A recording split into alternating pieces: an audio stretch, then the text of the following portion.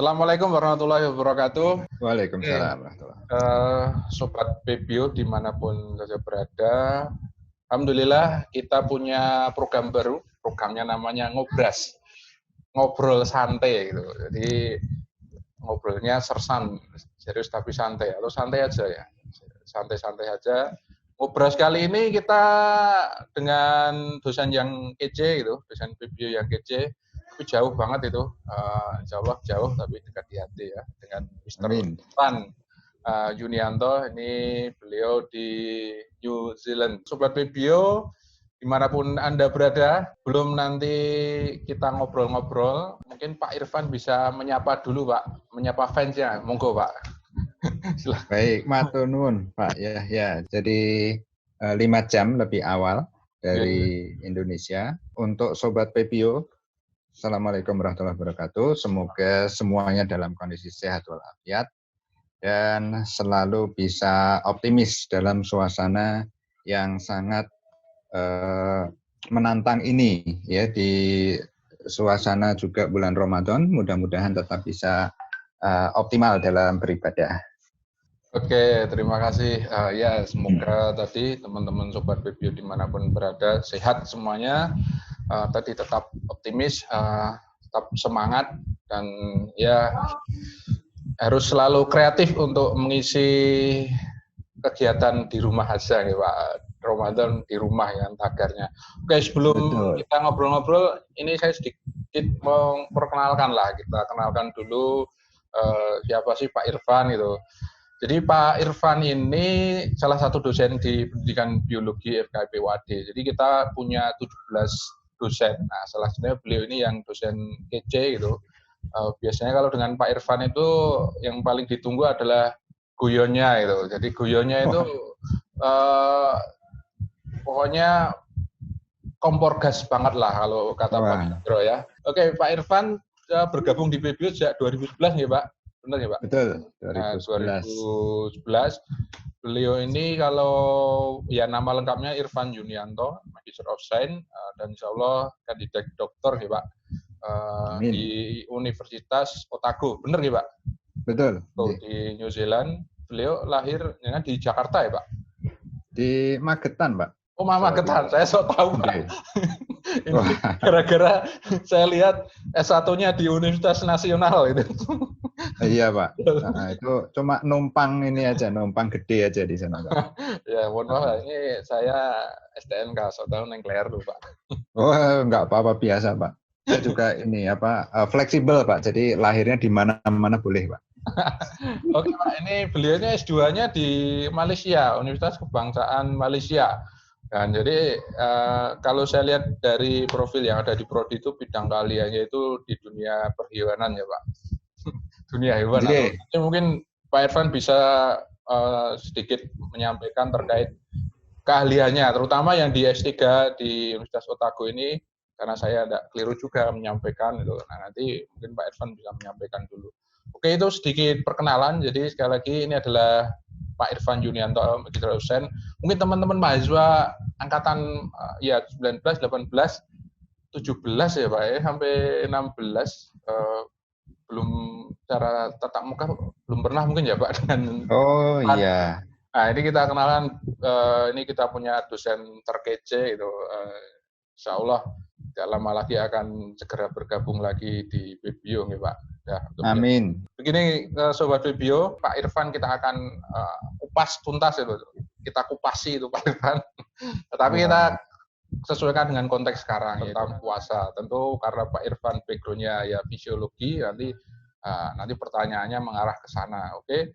Tapi sebelum itu mungkin Pak Irfan sebagai pengantar, Pak Irfan mohon bisa diceritakan bagaimana ya perkuliahan di New Zealand dan bidang yang Pak Irfan tekuni saat ini di S3 itu apa, Pak?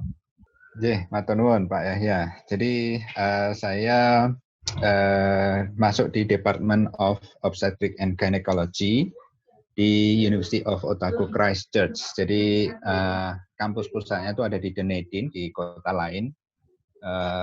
Kalau ibaratnya persis seperti Universitas Indonesia ya, UI itu ada UI Depok, UI Salemba. Nah, ibaratnya saya itu di UI Salembanya seperti itu kurang lebih, jadi School of Medicine.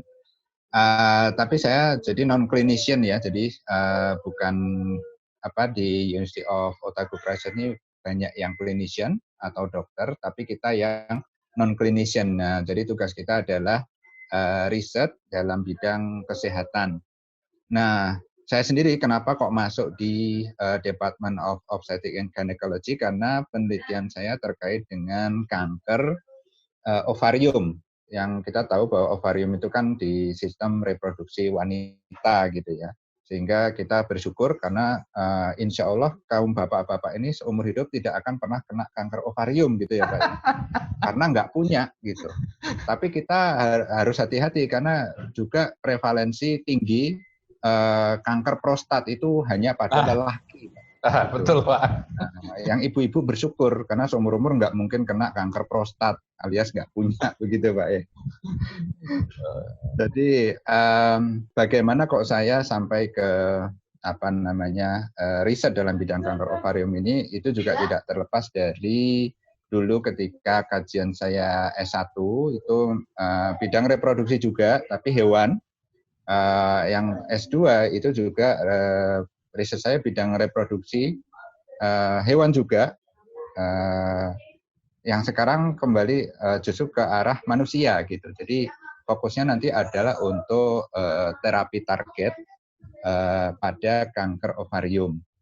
Dan ini kenapa kanker ovarium ini penting ya untuk diteliti gitu, karena memang secara prevalensi dia tidak setinggi kanker payudara. Jadi masih untuk kanker pada wanita yang nomor 1 prevalensi paling tinggi itu kanker payudara. Hanya saja tingkat mortalitasnya, atau tingkat kematiannya, morbidity-nya itu paling tinggi justru kanker ovarium. Ini ada 2 hal. Yang pertama, karena kanker ovarium ini tidak ada gejala, sehingga pasien saat mereka mengalami gejala kemudian pergi ke rumah sakit itu mereka biasanya sudah di fase yang akhir gitu ya, atau late stage atau advanced stage. Jadi ada fase 1, 2, 3, 4.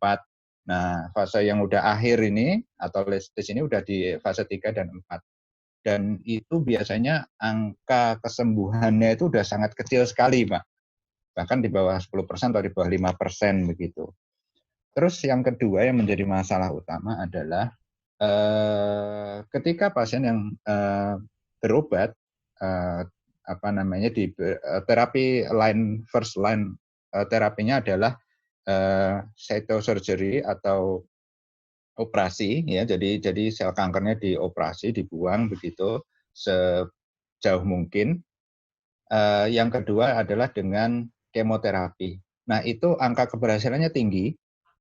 80% ke atas, tapi yang menjadi masalah adalah recurrence atau relapse atau kambuh. Jadi biasanya 80% itu pasien itu kambuh begitu. Jadi saat mereka kambuh itu mereka menjadi resisten terhadap treatment yang awal tadi. Jadi ketika kambuh udah nggak dioperasi atau diberikan kemoterapi udah nggak mempan lagi, Pak. Oke. Betul. Nah, itu yang kita berusaha dengan terapi target itu, sehingga ketika mereka kambuh itu mereka bisa harapannya memperpanjang harapan hidup maupun kesembuhan gitu. Jadi tadi Pak Irfan menyampaikan kalau awalnya dari hewan ya, kemudian bergeser sekarang ke manusia. Itu kalau kita lihat di kurikulumnya SMA itu memang pas sekali Pak sekarang kan, karena kelas 11 itu kan belajarnya sistem semua ya Pak. Sistem respirasi, sistem pernafasan, termasuk ada nanti sistem reproduksi, sistem imun, dan lain-lain. Itu kan objeknya kembali ke manusia juga, bukan hewan. Jadi ini nanti teman-teman Sobat Pebio gitu, kalau sedang bingung dari tempat kuliah ya gabung dengan kita aja. Ini insya Allah nanti akan ketemu dengan masternya si fisiologi ini Pak Irfan ini. Tapi sebelumnya kita ini Pak mengucapkan selamat dulu atas kelulusan siswa SMA, SMK, MA sederajat kemarin Pak tanggal 2 Mei. Jadi alhamdulillah lulus semuanya, dan jangan lupa silahkan bergabung dengan Pebio UAD. Cukup daftarnya dari rumah Pak.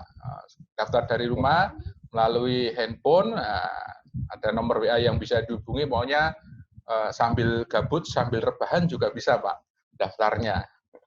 Oke, Itu intinya tadi Pak. menunjukkan bahwa UAD ya itu sudah siap dengan online. Oh Nah, online iya Pak. pendaftaran segala sesuatunya sudah online. Segmen kedua kita akan masuk ke menu inti. Pak, mungkin bisa disampaikan ke sobat-sobat BPO nih. Ini kan kita sedang puasa ya.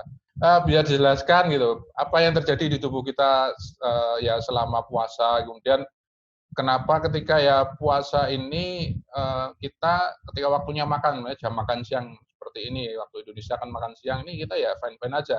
Tapi kalau nggak puasa jam segini, ya alarm biologis kita sudah berbunyi, gitu. Otomatis akan merasa lapar. Kalau nggak lapar ya nggak bisa mikir gitu ya. Oke, silakan monggo Pak, bisa di-sharekan itu tinjauan secara fisiologisnya. Iya, Pak. Jadi memang puasa ini adalah ibadah yang spesifik ya dan unik gitu. Karena dia punya karakteristik yang berbeda dengan ibadah lainnya begitu. Bahkan siapapun bisa melakukan ibadah puasa gitu kan. Artinya bahkan non-muslim pun juga bisa ada atau bahkan sebagian non-muslim ada yang melakukan ibadah puasa itu dengan alasan kesehatan karena mereka tahu gitu ya bahwa dengan berpuasa itu akan menjadi sehat begitu. Nah, mungkin saya secara umum aja Pak ya. Jadi kondisi fisiologis seperti apa yang terjadi saat kita berpuasa? Karena puasa yang kita jalankan ini kan sesuai dengan tuntunan syariat Islam ya. Jadi waktunya juga spesifik, bukannya dari pagi sampai pagi lagi gitu kan, atau mungkin ada istilahnya puasa pati geni apa gitu ya, yang mungkin sahurnya sekarang, bukannya bulan depan gitu, pas bodoh atau lebaran itu, kita tidak seperti itu. Artinya dengan durasi puasa berkisar 12 jam. Atau kalau kita mau ke yang paling ekstrim, kira-kira di Norwegia, ada teman saya di Norwegia itu paling ekstrim bisa sampai 22 jam. Nah, itu tapi mereka punya ini apa namanya, ada fatwa gitu ya dari mufti dan ulama setempat bahwa mereka ikut ke Mekah sehingga durasi puasanya sekitar 15 jam. Karena kalau sampai pada saat summer atau musim panas 22 jam itu tentu akan menyulitkan gitu ya, dan kita tahu pada saat musim panas memang panas betul gitu Pak. Artinya dalam durasi yang kurang lebih 12 jam kita berpuasa itu adalah satu, tidak membahayakan sedikit pun untuk kesehatan, asal dilakukan dengan cara yang baik begitu ya. Terus yang kedua justru sangat baik atau bahkan meningkatkan taraf kesehatan kita, baik kesehatan secara jasmani maupun rohani. Nah, tentu dari segi fisiologi ini bisa kita kaji secara mendetail, tapi saya ingin lebih fokus ke fisiologi sistem digesti ya, atau pencernaan gitu, yang biasanya kita makan sehari 3 kali, sekarang jadi 2 kali. Sebenarnya kita puasa itu reduce aja, bukan kita stop at all gitu ya, tapi kita hanya reduce apa namanya, frequency of eating atau makan gitu. Sahur itu sesungguhnya kita apa namanya, sarapan. Kemudian kita skip lunch atau makan siang, lalu kita nanti buka puasa di sore hari atau pada saat maghrib.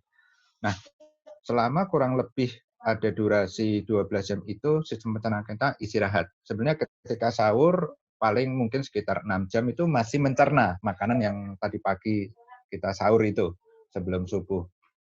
Setelah itu 6 jam lewat itu sudah mulai istirahat, dan pada saat itu enzim-enzim pencernaan itu istirahat, tidak diproduksi secara aktif ya. Asam lambung juga tidak diproduksi begitu.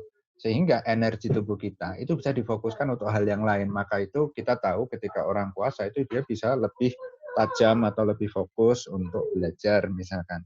Kemudian juga bisa lebih apa namanya, fokus untuk berpikir. Misalkan orang itu suka baca, itu biasanya lebih cepat masuk gitu bacanya. Atau orang yang menghafal itu juga bisa lebih cepat masuk misalnya. Nah, Di samping itu juga kita tahu kalau secara sistem imun itu ada pengaruh yang sangat signifikan. Orang yang puasa itu biasanya seminggu pertama itu grafiknya menurun. Tapi setelah itu naik drastis. Jadi ada produksi sel T, limfosit itu juga akan sangat meningkat, ya kan? Sehingga nanti terus meningkat dan sampai menjadi stagnan gitu ya. Dan itu dalam posisi yang sistem imun kita sudah bagus gitu. Artinya kita tidak mudah terkena penyakit atau infeksi. Tentunya kita nggak mungkin ya meningkat terus nanti jadi autoimun, itu kan bahaya gitu ya.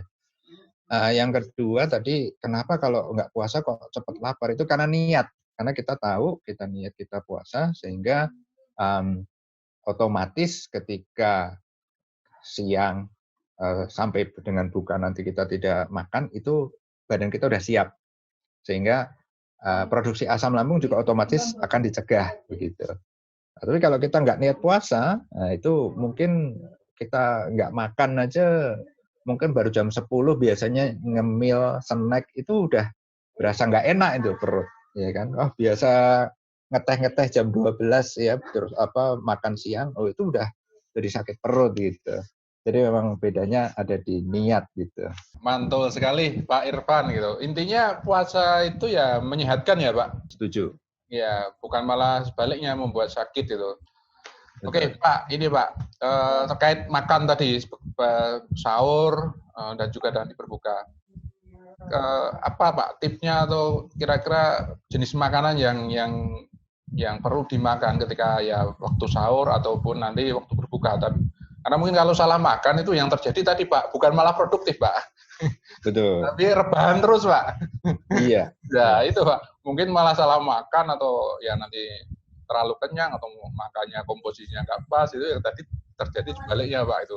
Jadi produktif dalam bermimpi Pak.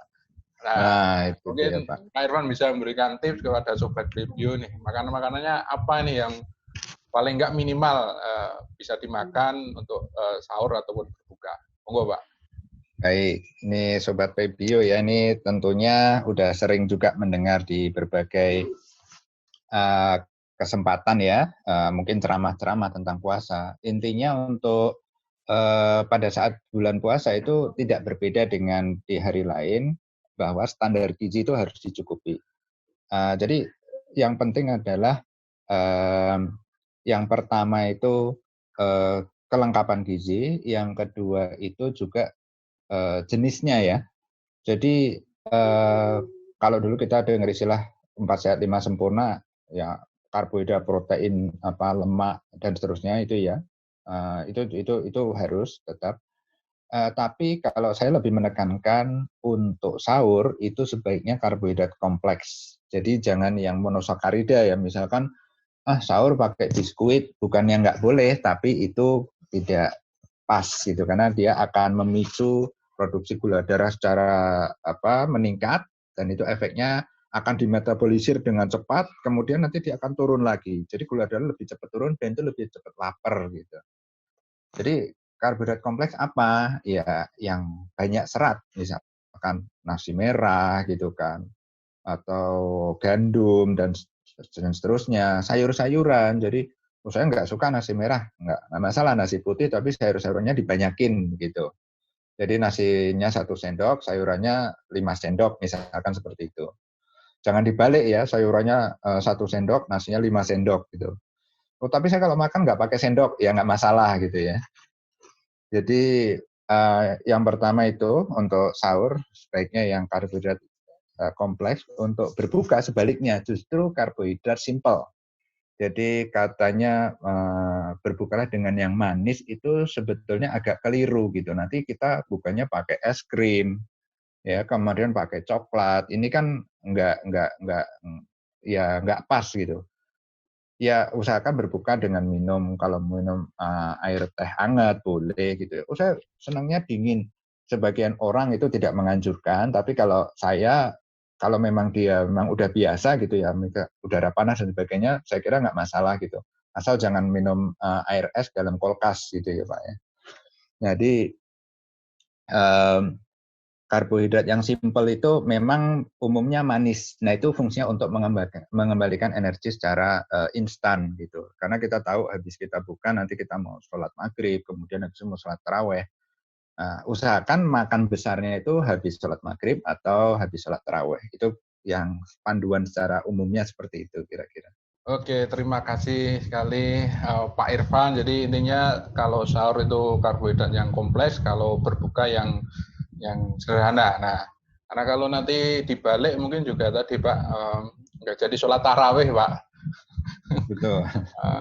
Karena sudah ya kekenyangan itu biasanya ya sama. Saya ketika kekenyangan juga akhirnya untuk sholat tarawih tidak sangat tidak nyaman gitu. Puasa ini mau olahraga boleh nggak Pak? Kasih tip lah Pak, kalau kan biar katanya biar sehat lah Pak. Nah, boleh nggak berolahraga saat puasa? Boleh, itu sangat dianjurkan olahraga. Tapi yang pertama lihat jenis olahraga, yang kedua durasi, yang ketiga intensitas begitu. Jadi jangan sampai kita apalagi nggak pernah olahraga kan, terus mentang-mentang puasa, wah ini cocok nih buat apa meningkatkan kesehatan. Atau lari 10 kilo gitu ya, itu ya mungkin kurang pas. Yang pertama intensitas ini umumnya kita intensitasnya sedang menengah begitu. Adapun jenisnya itu bisa kardio ataupun apa namanya kardio itu yang aerobik gitu ya, atau non aerob atau anaerobik. Misalkan, saya biasa anaerob, misalkan apa namanya body weight training atau biasa apa weight training, saya biasa nge-gym dan seterusnya, boleh. Tapi ingat intensitasnya adalah ringan hingga sedang, jangan sampai intensitas tinggi. Yang ketiga waktu. Nah waktunya kapan? Yang paling bagus adalah sebelum berbuka. Ada sebagian orang setelah sahur boleh, tapi kembali intensitas sedang hingga menengah. Itu juga akan sangat bagus untuk memicu metabolisme tubuh. Apalagi dia misalkan, saya habis sahur nih mau kerja nih, nanti kalau saya nggak olahraga ngantuk, nah itu boleh. Ya jogging dulu, ya ngelilingin Jogja Solo misalkan ya. Tapi pakai ini apa namanya Jogja Solonya di peta aja gitu ya, ngelilingin rumah lah. 5 menit, 10 menit ya, itu nggak masalah. Tapi yang paling bagus adalah sebelum berbuka kira-kira setengah jam hingga 1 jam. Jadi jangan over lah, karena memang tujuan kita puasa ini olahraga itu adalah sebagai sarana untuk mempertahankan dan meningkatkan kebugaran dan kesehatan. Yang kedua juga harapannya bisa lebih fokus menjalani ibadah selama bulan Ramadan. Oke, Pak Irfan, ini satu pertanyaan terakhir Pak.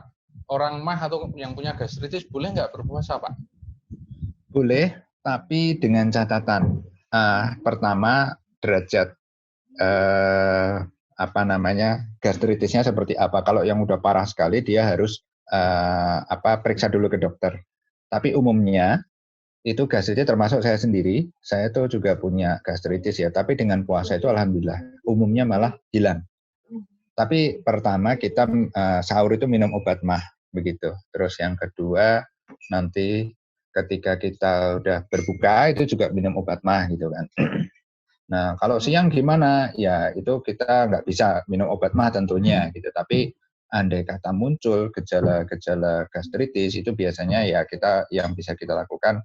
Kalau memang nggak parah gitu ya. Kalau parah ya tentunya bisa rukhsah atau terpaksa batal misalkan karena udah parah. Tapi umumnya kita di apa istilahnya dengan perlakuan terapi ya, dipanasin, diangetin itu bisa membantu begitu. Jadi intinya itu umumnya orang gastritis justru bisa sembuh dengan puasa, gitu. Jadi boleh orang punya gastritis itu berpuasa asal sesuai SOP yang ada ya Pak, tidak ngawur. Gitu. Oke. Sebenarnya masih banyak pertanyaan nih untuk Pak Irfan, tapi juga karena waktu yang terbatas kita nanti mungkin buat konten lagi ya Pak. Gitu. Betul. Saya juga sebenarnya pengen lebih banyak ditanya lagi nih. Terakhir Pak Irfan closing statement Pak, monggo Pak untuk Sobat PBio. Baik, ini Sobat PBio dimanapun berada. Jadi seperti yang tadi telah disampaikan ya, Prodi PBio itu sudah sangat siap dengan berbagai kondisi, termasuk kondisi saat ini yang mengharuskan segala sesuatunya online. Jadi Sobat PBio yang ingin tahu lebih dalam itu bisa online ya. Nanti linknya dikasih di deskripsi biasanya ya, gitu ya. Betul Pak. Menghubungi Pak Yahya itu informasi apapun itu bisa ditanya ke beliau gitu ya. Oke. Kemudian yang kedua juga Sobat PBio itu tetap optimis, tetap semangat ya kan. Dan tentunya jangan ragu lagi untuk mendaftar ke PBio Universitas Ahmad Dahlan. Insya Allah kami akan dengan sangat senang ya untuk menerima Anda semua dan kita juga akan maju bersama. Terima kasih Pak Irfan itu. Jadi kalau gabung di PBUAD itu ilmu dunia dapat, ilmu akhirat juga insya Allah dapat ya Pak. Insya Allah. Karena kita kampus yang Islami. Oke Sobat PBio, sebelum kita akhiri, jadi teman-teman Sobat PBio bisa mendaftar ke PBUAD cukup dengan nilai raport yang ada. Kemudian juga dengan nilai UTBK, ujian tulis berbasis kompetensi, dan juga bisa melalui jalur beasiswa. Ada beberapa beasiswa. Silahkan untuk lebih jelasnya nanti bisa mengunjungi website pmp.uad.ac.id, dan juga biaya di UAD itu, di PBUAD itu relatif terjangkau gitu. Jadi di semester, nah ini yang penting kan Pak, yang di semester awal, kemudian nanti semester kedua, ketiga, empat itu ada penurunan SPP. Jadi biaya kita tidak flat antar semester, tapi ada ya penurunan. Nanti semester 5 sampai ke 8 itu turun lagi gitu. Jadi insya Allah biayanya sangat terjangkau. Silahkan untuk info lebih lengkapnya nanti teman-teman Sobat PBio bisa mengunjungi Instagram prodi kita, PBio UAD Official. Oke, sekali lagi mari bergabung bersama Pendidikan Biologi UAD. Pendidikan Biologi UAD unggul, berwawasan global, dan Islami. Oke, silahkan nanti teman-teman juga subscribe channel kita, si baru Pak Irfan gitu, channel kita di YouTube yaitu Pendidikan Biologi FKU PBUAD. Semoga tetap sehat semuanya untuk Sobat PBio dimanapun berada, dan kita akhiri. Fastabil khairat. Wassalamualaikum warahmatullahi wabarakatuh. Waalaikumsalam warahmatullahi wabarakatuh.